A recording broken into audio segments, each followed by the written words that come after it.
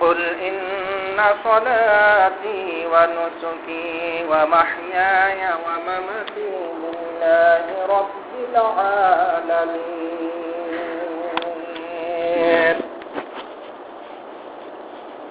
সমস্ত প্রশংসা সে মহান আল্লাহর জন্য, যিনার অশেষ করুণায় আমরা কিছু মুসল্লি যথা সময়ে এই পবিত্র জামে মসজিদে এসে উপস্থিত হতে পেরেছি। তাই সে মহান দরবারে জানে লাখো শুকরিয়া বলি আলহামদুলিল্লাহ। এবং তারপর তারিবিয়ার হাবিব সাইয়্যিদুল মুরসালিন খাতামুন নবিয়্যিন মানবতার মুক্তির দূত হযরত মুহাম্মদ মুস্তাফা সাল্লাল্লাহু আলাইহি ওয়াসাল্লাম, তারপর শতকোটি দরুদ ও সালাম অবতীর্ণ হোক। আমরা আবারও বলি সাল্লাল্লাহু আলাইহি ওয়াসাল্লাম। সম্মানিত উপস্থিত মুসল্লিগণ, আমরা কুরবানির গুরুত্ব, ফজিলত ও কুরবানির সাথে সংশ্লিষ্ট বিভিন্ন মাসলা মাসাইলের উপরে আমরা গত জুমায় আলোচনা করেছি, আলোচনা শুনেছি। আজকে এ সম্পর্কে কিছু আলোচনা করব ইনশাআল্লাহ। ওয়ামা তাওফিকি ইল্লা বিল্লাহ। পবিত্র কোরআনুল কারিমে আল্লাহ সুবহানাহু ওয়া তাআলা বলছেন নবীকে যে, হে নবী তুমি বলো, বলো ইন্না সলাতি, নিঃসন্দেহে আমার নামাজ, ওয়া নুসুকি এবং আমার কুরবানি, ওয়া মাহইয়ায়া এবং আমার বেঁচে থাকা এবং আমার মৃত্যু, এই সব আল্লাহর জন্য, যিনি সারা জাহানের রব। তো আমরা যে সালাত করতেছি সেটাও আল্লাহর জন্য, আমরা যে কুরবানি করব সেটাও আল্লাহর জন্য। উদ্দেশ্যটা আল্লাহকে রাজি খুশি করা হতে হবে, তাকওয়া অর্জন করা হতে হবে। পবিত্র কোরআনুল কারিমে সূরা হজের 37 নম্বর আয়াতে আল্লাহ বলেছেন যে লান ইয়ানালাল্লাহ, পৌঁছে না আল্লাহর কাছে কখনোই লুহুমুহা, যে জন্তু আমরা জবাই করি সেই জন্তুর যে গোশত সেটা কিন্তু আল্লাহর কাছে পৌঁছে না।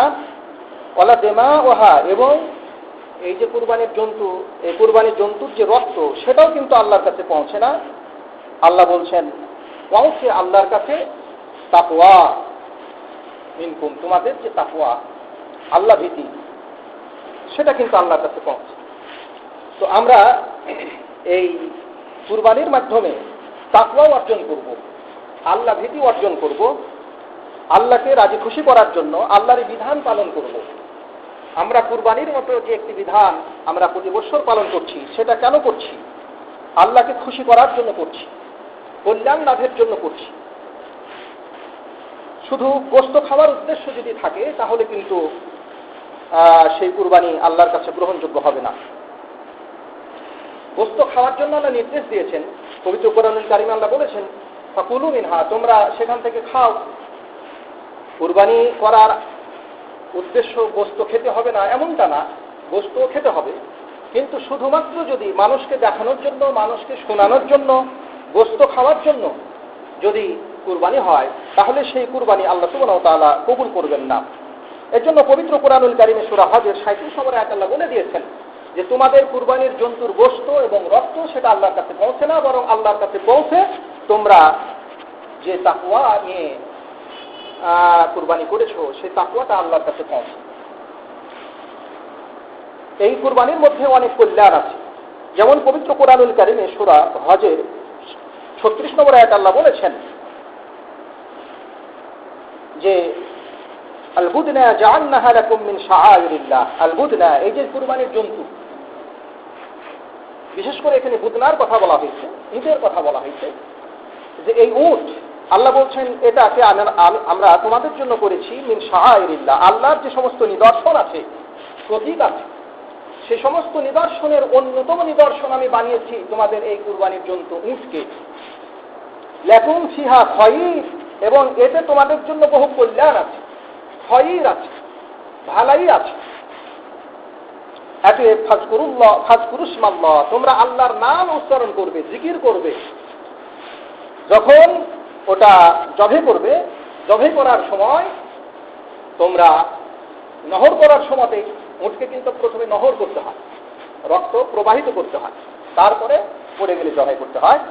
তো আল্লাহ বলছেন যে সেই সময় তোমরা আল্লাহর নাম উচ্চারণ করবে, আল্লাহর নাম জিকির করবে, বিসমিল্লাহ আল্লাহু আকবার এটা বলবে।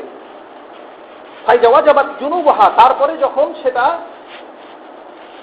পড়ে যায়, নিস্তেজ হয়ে যায়, তারপরে তোমরা তখন ফাকুলু মিনহা, তোমরা তখন সেই উটের গোশত তোমরা নিজেরা খাবে। ওয়া আত'ইমুল কানিআ ওয়াল মুতাররা, এবং যারা অল্পে তুষ্ট হয় এবং যারা নিজে চাওয়ার জন্য নিজকে পেশ করে থাকে মানুষের কাছে, সে সমস্ত মানুষদেরকে, অভাবীদেরকে তোমরা খাওয়াবে। তো পবিত্র কোরআনুল কারীমের এই আয়াতে আল্লাহ সুবহানাহু ওয়া তাআলা এই হজের 36 নম্বর আয়াতে আল্লাহ বলেছেন যে এই উটের মধ্যে তোমাদের জন্য বহু কল্যাণ আছে, লাকুম ফিহা খায়র, এতে তোমাদের জন্য ভালাই আছে, কল্যাণ আছে, নেকি আছে।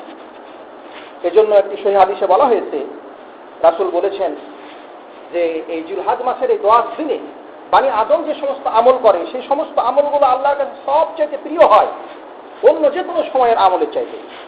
তো আমরা এই 10 দিনে যে সমস্ত আমলগুলো করি, জিলহজ মাসের এই 10 দিনে বহু আমল আমরা করি, আমলের মধ্যে হজ আছে, উমরা আছে, কুরবানি আছে, ইত্যাদি আছে।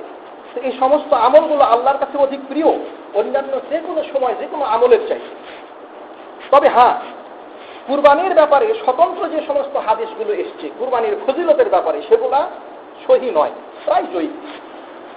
যেমনটা একটি হাদিসে এসছে, হাদিসটি ইবনে মাজাহ 3127 নম্বর হাদিস। সে হাদিসে বলা হচ্ছে যে একজন জিজ্ঞাসা করলেন নবীকে যে এই কুরবানিগুলো কি, আমরা যে কুরবানিগুলো করছি সে কুরবানিগুলো কি?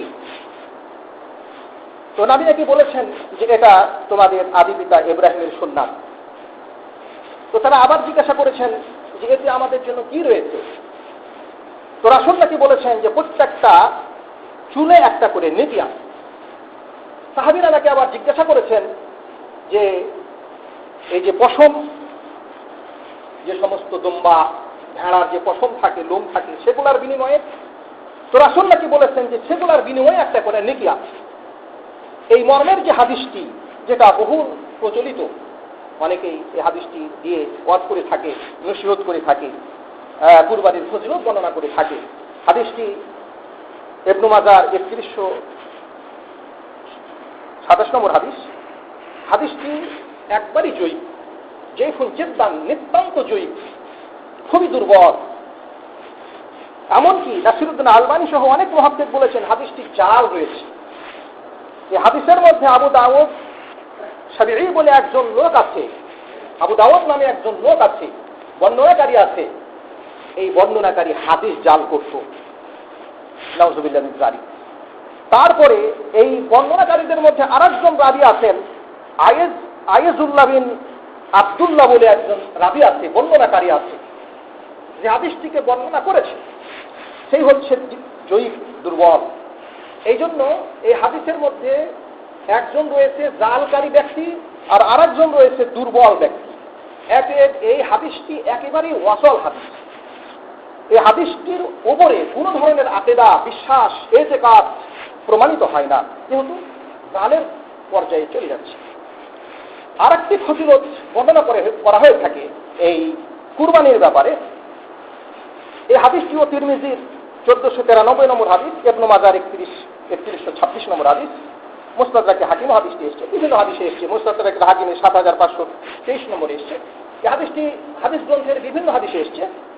এই হাদিসটিও জয়ীফ রয়েছে। হাদিসটির ভাষা হচ্ছে এইভাবে, আয়েশা রাদিয়াল্লাহু তাআলা আনহা নাকি বলতেছেন যে রাসূল সাল্লাল্লাহু আলাইহি ওয়াসাল্লাম নাকি বলেছেন যে মা আমিলা ইবনু আদম মিন আমালিন ইয়াওমান নাহার, কুরবানির দিন বানি আদম যে আমল করে সে আমল এই কুরবানি করার চাইতে অন্য কোনো আমল আল্লাহর কাছে অধিক প্রিয় হয় না। কুরবানির দিনে কুরবানির যে আমলটা করে সেটা আল্লাহর কাছে অধিক প্রিয় হয়ে থাকে, তাছাড়া অন্য কোনো আমল অধিক প্রিয় হয়ে থাকে না।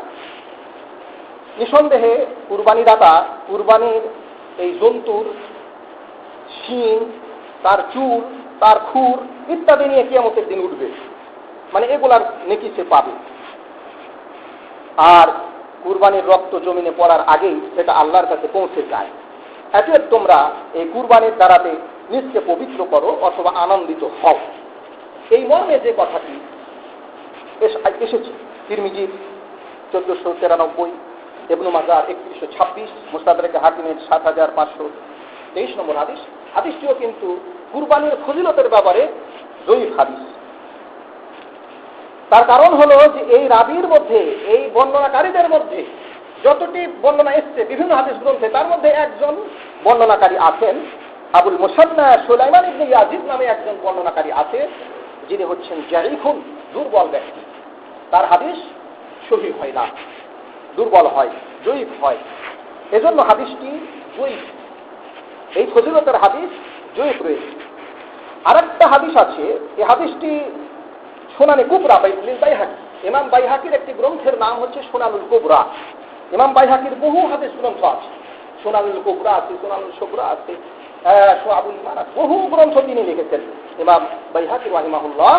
তো উনার একটি গ্রন্থের নাম হচ্ছে আল সুনানুল কুবরা। সেই সুনানুল কুবরার 19,489 নম্বর হাদিসে একটি হাদিস এসছে। সেখানে যায়েদ বিন আরকাম বলতেছেন যে সাহাবীরা নাকি বললেন আল্লাহ রাসূলকে যে হে আল্লাহ রাসূল, এই যে কুরবানি আমরা করতেছি, এই কুরবানিগুলো কি? তো রাসূল নাকি বললেন যে এটা তোমাদের আদি পিতা ইব্রাহিমের সুন্নাত। তারা নাকি বললেন যে এতে আমাদের জন্য কি প্রতিদান আছে? তো আল্লাহর নবী নাকি বললেন যে বিকুল্লি কাতরাতিন হাসারাতুন, প্রত্যেকটা ফোঁটার বিনিময়ে, রক্তের প্রত্যেকটা ফোঁটার বিনিময়ে একটা করে নেকি আছে। এই হাদিসটিও হচ্ছে জয়ীফ হাদিস। এই হাদিসটি সুনানুল কুবরাতে এসছে, এই হাদিসটিও সহিহ নয়। এইভাবে আরেকটি হাদিস আছে যেগুলো বর্ণনা হয়ে থাকে আলেমদের মাঝে, বক্তাদের মাঝে, যেগুলো আপনারা শুনতে পাবেন।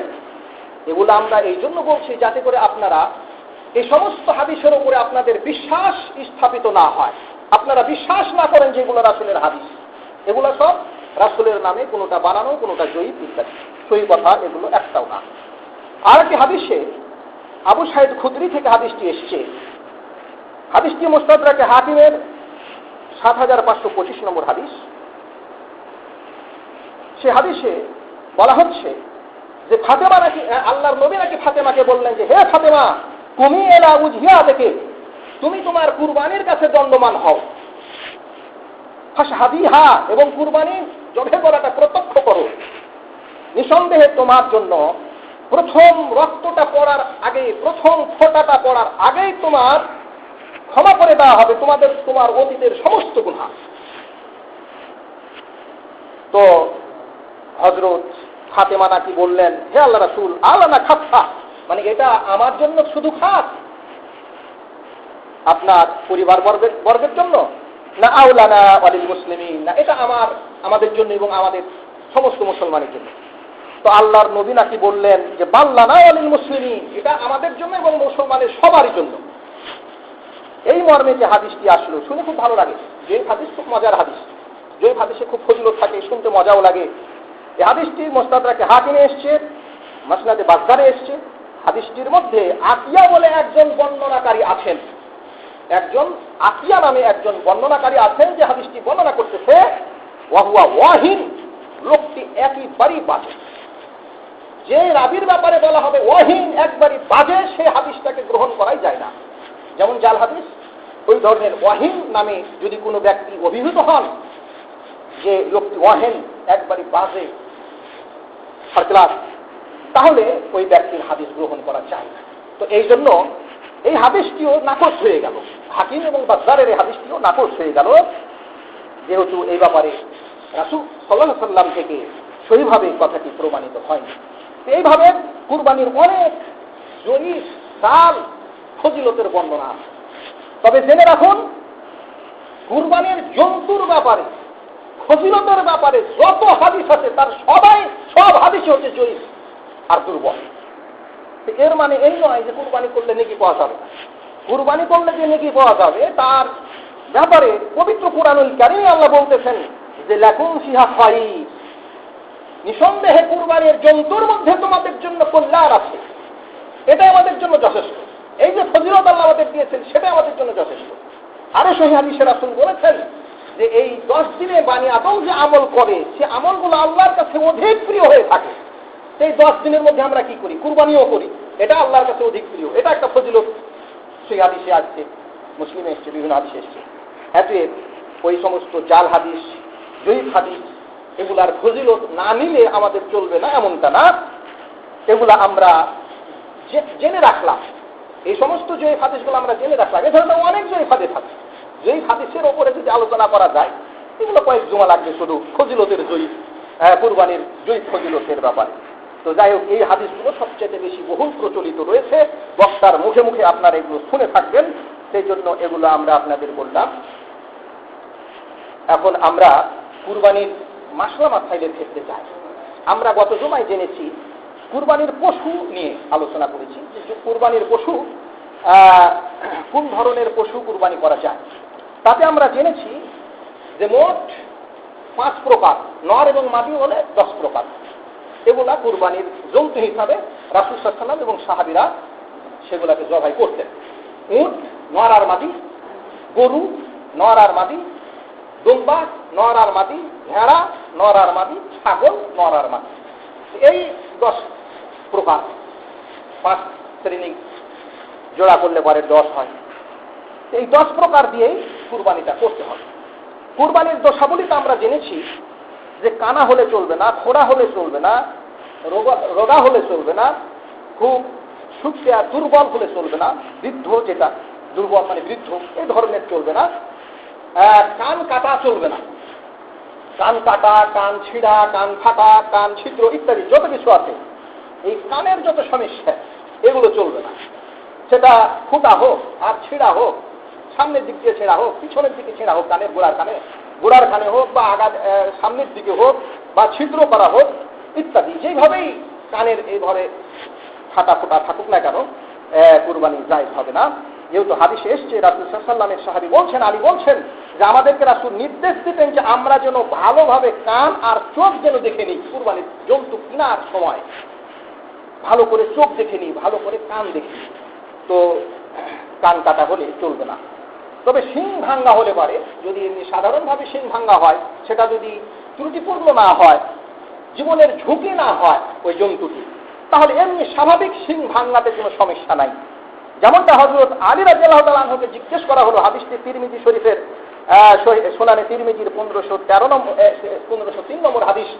হযরত আলী রাদিয়াল্লাহু তাআলা আনহুকে জিজ্ঞেস করা হলো যে ফা মাকসুরাতুল কারনে, শিং ভাঙ্গা হলে কি হবে?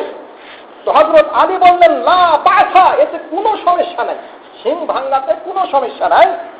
উমেরানা আও আমারানা রাসূলুল্লাহ, আল্লাহ রাসূল আমাদেরকে যেটা আদেশ করেছেন সেটা হলো আন নাস্তাসরিফাল আইনাইন ওয়াল উজনাইন, আমরা যেন ভালো করে তার 2 চোখ আর 2 কান যেন ভালো করে দেখে নিই, সেটা আল্লাহ রাসূল আমাকে নির্দেশ দিয়েছেন, আমাদেরকে নির্দেশ দিয়েছেন। এই হাদিসটি সহিহ হাদিস, তিরমিজির 1513 নম্বর হাদিস। এই হাদিস থেকে প্রমাণিত হয় যে যদি শিং ভাঙ্গা হয় তাতে কোনো সমস্যা নাই। আর কি হচ্ছে যে ভরণ যদি হয়, অনেক সময় কেউ গাভী জবাই করে, উটনি জবাই করে, তাতে কিন্তু বাচ্চা পাওয়া যায়।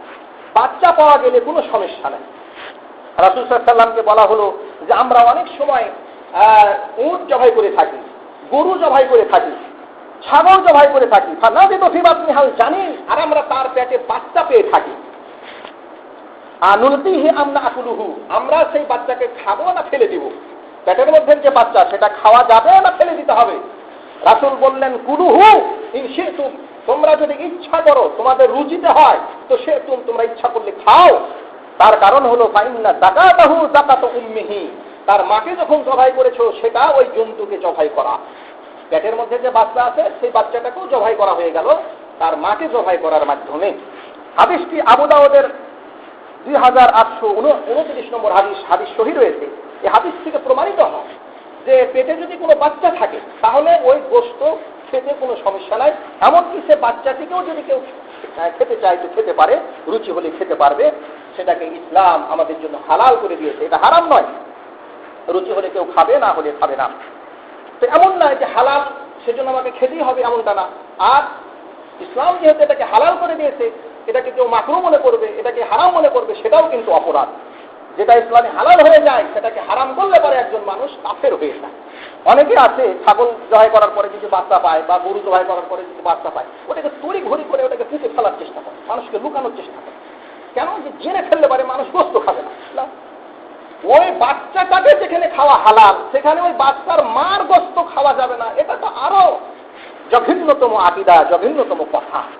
এজন্য শরীয়ত যেটা আমাদেরকে শিক্ষা দিয়েছে সেটা হচ্ছে রুচি হলে পারে সেই বাচ্চাটা, পেটের মধ্যে যে বাচ্চা, সেটাকেও খাওয়া যেতে পারে।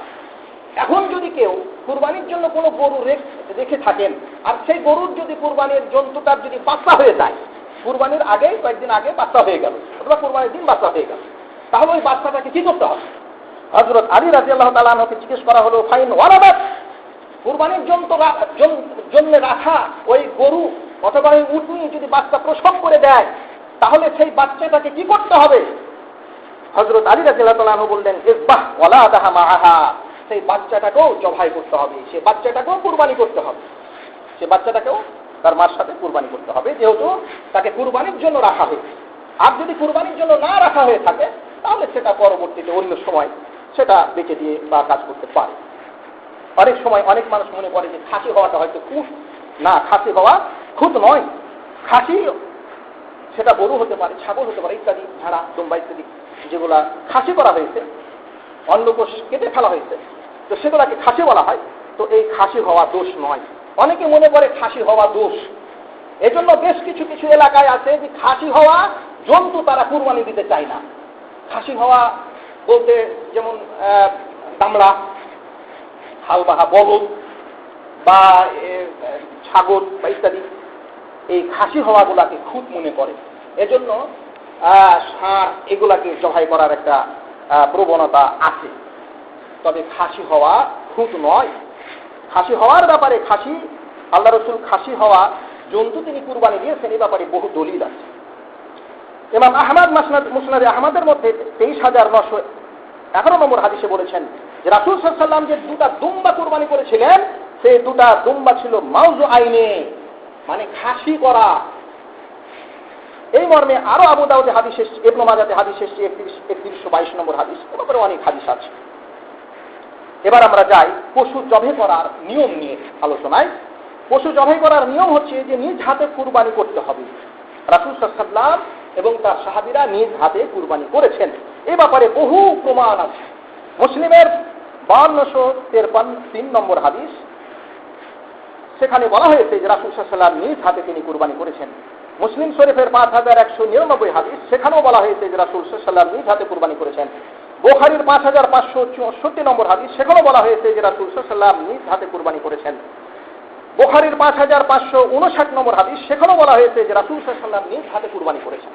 আর বিদায় হজের সময় তিনি 100টি উট কুরবানি করেছিলেন, তার 63টা উট নিজ হাতে করেছিলেন, আর 37টি দায়িত্ব দিয়েছিলেন হযরত আলী রাদিয়াল্লাহু তাআলা আনহুকে।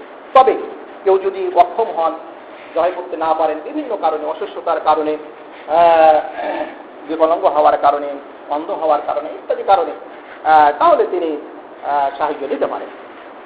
এমনকি হাদিসে এসছে, ইমাম বুখারী রাহিমাহুল্লাহ একটা বাদী বেঁধেছেন যে হযরত আবু মুসা আশআরী রাদিয়াল্লাহু তাআলা আনহু তার মেয়েদেরকে নির্দেশ দিতেন যে আইয়ু জাহিনা বিআইদিহিন্না।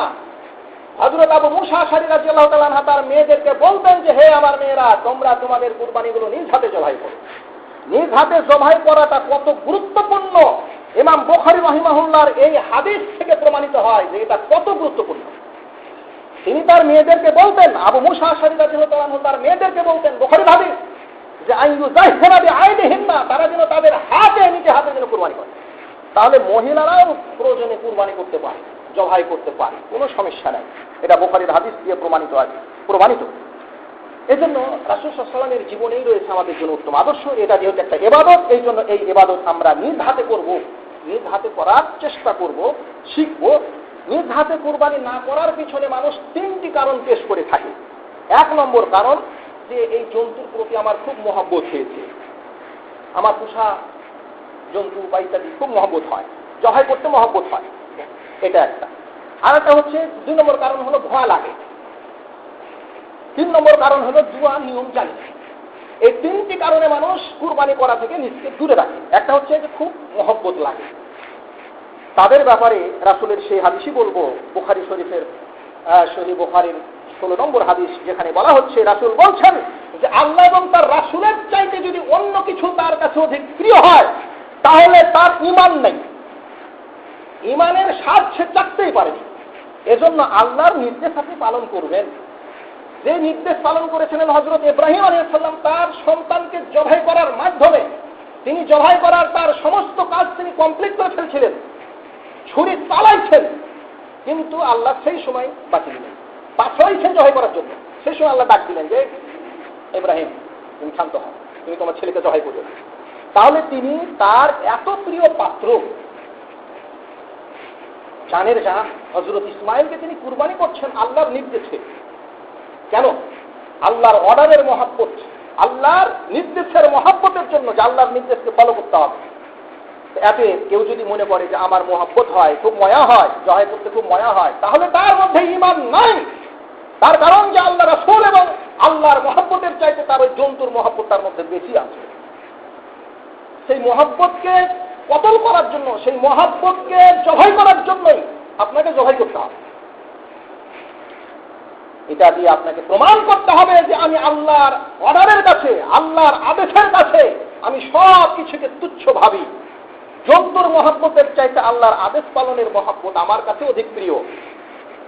তাহলে 1 নম্বর কারণ বাতিল হয়ে গেল। 2 নম্বর কারণ যে ভয় লাগে। আল্লাহ রাসূল বলেছেন জুবনুল খালিক সবচেয়ে নিকৃষ্ট হচ্ছে না সর্বুল মাফিরাজুল, একজন মানুষের মধ্যে সবচেয়ে নিকৃষ্ট গুণ যেগুলো থাকে তার মধ্যে হচ্ছে শুহুন হালিক, লোভ। আর 2 নম্বর হলো জুবনুল খালিক, ভীত সন্ত্রস্ত ভীরুতা, ভীত সন্ত্রস্ত সৃষ্টিকারী ভীরুতা, ভয় থাকা। এতে ভয় ভাঙার জন্য আপনাকে জবাই করতে হবে। আপনি যদি একটা কুরবানির জন্তুকে জবাই করতে না পারেন, তাহলে আপনার উপরে যখন জিহাদ ফরজ হবে তখন আপনি জিহাদ করবেন কি করে?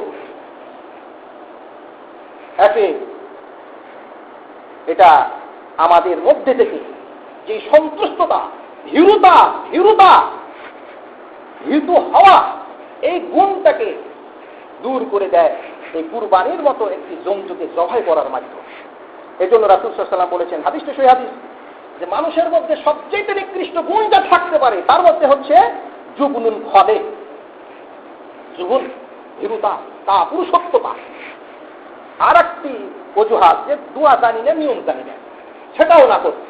এই জন্য রাসূল সাল্লাল্লাহু আলাইহি ওয়াসাল্লাম বলেছেন, তালাবুল ইলমি ফারিদাতুন আলা কুল্লি মুসলিম, প্রত্যেকটা মুসলমানের উপরে ইলম অর্জন করাটা ফরজ।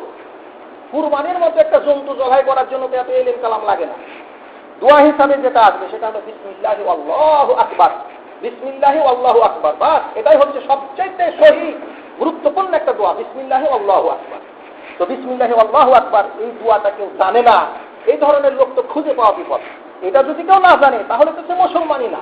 বিসমিল্লাহি আল্লাহু আকবার এটা যদি কেউ না জানে তাহলে সে নামাজ পড়ে কি করে, সে অন্যান্য ইবাদত করে কি করে?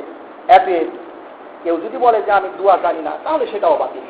এই জন্য কুরবানি না করার পিছনে যে 3টি কারণ আছে, সেই 3টি কারণই বাতিল। মহব্বতের একটি কারণ, সেটাও বাতিল। ভয় লাগে, সেটাও বাতিল।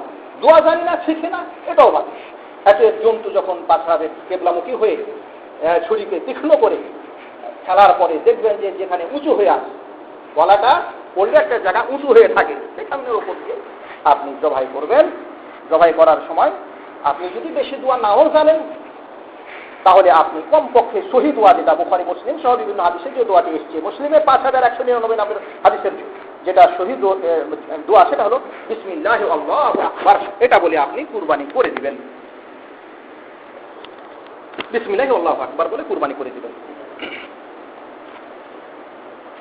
তারপরে কুরবানি করার পরে কুরবানির গোশত, কুরবানির গোশতর ব্যাপারে কোরআনুল কারীমে সূরা হজের 37 নম্বর আয়াত আল্লাহ বলছেন, ফাকুলু মিনহা, তোমরা সেখান থেকে খাও, কুরবানির জন্তু থেকে তোমরা খাও। ওয়া আতিইমুল বাঈসাল ফাকির, এবং যারা অভাবী, যারা হয়তো দরিদ্র, অসহায়, দুঃখী মানুষ, যারা দরিদ্র, যারা তাদেরকে তোমরা খাওয়াও। সূরা হজের 37 নম্বর আয়াত আল্লাহ বলেছেন যে 36 নম্বর আয়াত আল্লাহ বলেছেন যে ফাকুলু মিনহা, তোমরা সেখান থেকে খাও। ওয়া আতিইমুল কানিআ ওয়াল মুতার, এবং যারা কনে মানে যারা চায়, চেয়ে বেড়ায়, এদেরকে কনে বলা হয়। আর শায়েল, কনের তাফসীরে ইমাম ইবনে আব্বাস বলছেন শায়েল, যারা চেয়ে বেড়ায়, এক গ্রাম থেকে আরেক গ্রামে যায়, এক এলাকা থেকে আরেক এলাকা যায়, এক সমাজ থেকে আরেক সমাজে যায়, চায় কিছু বস্তু চায়, এদেরকে তোমরা দাও। ওয়াল মুতাররা, আর যারা চায় না, মুখ ফুটে চায় না, কিন্তু তারা নিজকে পেশ করে থাকে, ওখানে গেল, উপস্থিত হলো, অথবা হাঁটাহাঁটি করছে, বা মনে হচ্ছে যে তিনি হয়তো কিছু নেবেন, পাবেন, পেলে পারে ভালো হয়, তো এই ধরনের ব্যক্তিদেরকে মুতার বলা হয়, এদেরকেও তোমরা দাও। তো আমরা দরিদ্র, অসহায়, ইয়াতিম, মুসাফির, তারপরে প্রতিবেশী, আত্মীয় স্বজন ইত্যাদি, এদেরকে আমরা নিজে খাবো এবং ওদেরকে আমরা খাওয়াবো। মুহাদ্দিসগণ 3 ভাগে ভাগ করার সিস্টেমটা করেছেন বেশ কিছু আশারের উপরে ভিত্তি করে, বেশ কিছু সাহাবীদের আমলের উপরে ভিত্তি করে, যে তোমরা এক অংশ খাও, এক অংশ নিজের আত্মীয় প্রতিবেশীর মধ্যে যারা গরিদ্র অসহায় আছে তাদেরকে দাও, আর এক অংশ যারা চাই ইত্যাদি তাদেরকে দাও। এজন্য আমরা 3 ভাগ করব, কুরবানির গোশত 3 ভাগ করব। 1 ভাগ নিজে খাবো, আর 1 ভাগ নিজের আত্মীয় স্বজন প্রতিবেশীকে দিব, আর 1 ভাগ আমরা গরিব মিসকিনদেরকে মধ্যে বিতরণ করব। তবে আমরা যেটা সমাজে যেটা দিচ্ছি, তা আমরা কি উদ্দেশ্য দিচ্ছি সেটা আমাদের আগে পরিষ্কার করতে হবে, যে আমরা সমাজে যে গোশতটা দিচ্ছি সেটা কি উদ্দেশ্যে দিচ্ছি। সেটা যদি শুধুমাত্র দরিদ্রদেরকে দেওয়ার জন্যই জমা করে থাকেন বা জমা করা হয়, তাহলে সেখান থেকে দরিদ্র ছাড়া আর কেউ কিন্তু সে গোশতটা নিতে পারবে না। আমাদের সমাজে আছে, আমাদের দেওয়ানপাড়ার সমাজে, বিভিন্ন সমাজে আছে, যে ওখানে যারা কুরবানি দিয়েছেন তারা গোশতটা এখানে দিয়ে চলে আসেন, আর ওখানে নিতে যান না। ওখানে যারা সমাজের যারা গণ্যমান্য ব্যক্তি যারা সমাজ পরিচালনা করছেন, তারা ওই গোশতটা পুরোটাই দরিদ্রদের মাঝে, গ্রামের গরিব দরিদ্রের মাঝে যারা বাইরে থেকে আসে তাদের মাঝে বিতরণ করে দেন। খুব ভালো সিস্টেম। তবে হ্যাঁ, কেউ যদি মনে করেন যে আমরা এটা সমাজে জমা করলাম, সেখান থেকে আমরা গরিবদেরকে দিব, আবার আমরা সমাজের যেহেতু সবাই আমরা পরস্পর প্রতিবেশী, এই জন্য আবার আমরা কিছুটা আবার নিয়ে নেব, এই নিয়তে যদি কেউ জমা দেন তাহলে সে নিতে পারবে। আগে নিয়তটা সাফ করতে হবে যে আমরা কি নিয়তে জমা করলাম। নিয়তটা যদি হয় যে আমরা এই গোশত সব ফকিরের জন্য জমা করলাম, তাহলে সেখান থেকে একটা নেওয়া যাবে না। আর যদি নিয়ত করি যে আমরা এখান থেকে ফকির মিসকিন দরিদ্রকে দেব, তারপরে আমরা যেটা বাদবাকি থাকবে সেটা আমরা বন্টন করে নেব, তাহলে সেটা জায়েজ আছে। তবে হ্যাঁ, বিষয়টা যদি এমন না হয় যে গোশত আমি 10 মণ জমা করলাম আর ফকির মিসকিনকে নামে মাত্র 1/2 কেজি 1 কেজি করে দিলাম, আর 8 মণ ধরাই থাকলো, আবার বন্টন করে ফিরিয়ে নিয়ে চলে আসলাম, এই ধরনের নিয়ত যদি থাকে তাহলে সেটা ভালো নয়।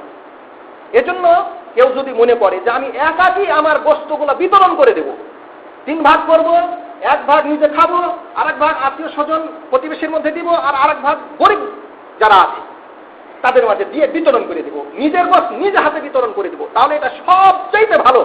এটা নবী সাল্লাল্লাহু আলাইহি ওয়াসাল্লাম এবং সাহাবীদের সুন্নাত।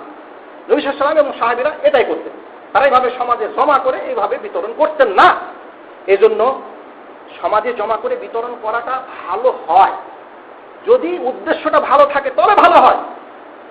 একসাথেই 5 সের 10 সের করে দেওয়া যায়, কিন্তু উদ্দেশ্য যদি খারাপ হয়, অনেক গরিব আছে আপনার সমাজে, তারা কেন 10 কেজি 20 কেজি করে কেন পেল না, তাদেরকে কেন 1/2 কেজি 1 কেজি দেওয়া হলো, তারপরে আবার কেন বিতরণ করা হলো সমাজের মধ্যে, এগুলার জবাব অবশ্যই দিতে হবে।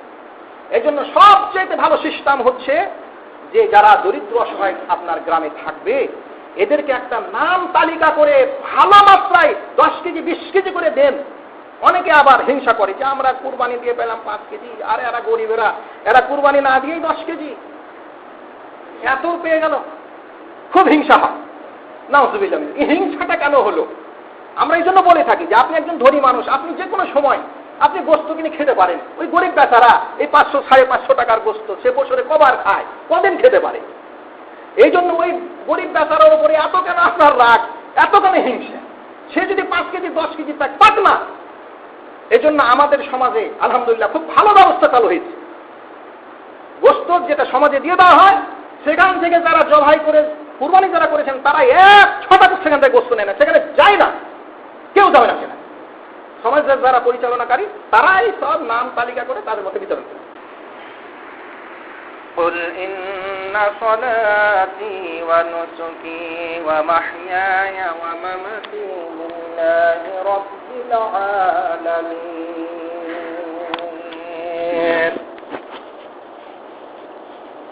সমস্ত প্রশংসা সে মহান আল্লাহর জন্য, যিনার অশেষ করুণায় আমরা কিছু মুসল্লি যথা সময়ে এই পবিত্র জামে মসজিদে এসে উপস্থিত হতে পেরেছি, তাই সে মহান দরবারে জানে লাখো শুকরিয়া বলি আলহামদুলিল্লাহ।